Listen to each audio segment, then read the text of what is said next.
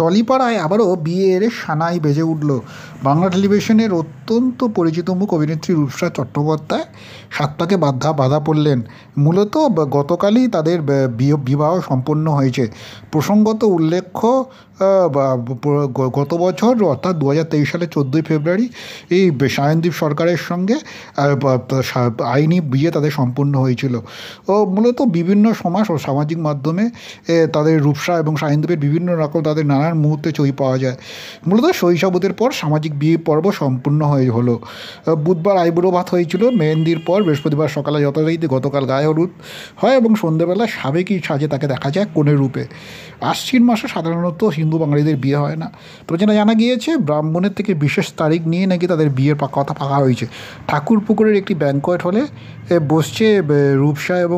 বসলো রূপসা এবং সায়নদীপের বিয়ের আসর। বিয়ের জন্য তিনি মেরুন রঙা বেনারসি পরেছিলেন। মূলত গা ভর্তি গয়নাও ছিল। একেবারেই বাঙালিয়ানা সাজে তিনি মেতে উঠেছিলেন। সেই ছবি সকলের সঙ্গে ভাগও করে নিয়েছে রূপসা।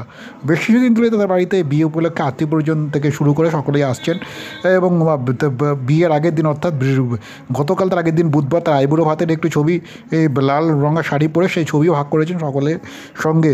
প্রসঙ্গত উল্লেখ্য, মূলত 2023 সালের 14ই ফেব্রুয়ারি তাদের আইনি পর্ব সম্পন্ন হয়েছিল এবং সেখানেই তাদের সম্পূর্ণ হয়েছিল তাদের আইনি বিয়ে এবং এঙ্গেজমেন্ট। মূলত সেই ছবি ও সকলের সঙ্গে ভাগ করেছিলেন রূপসার বিয়েতে তার ইন্ডাস্ট্রির বন্ধু যেমন অনন্যা থেকে অনন্যা, সম্পূর্ণা, মৈত্রী প্রত্যেকেই উপস্থিত ছিলেন।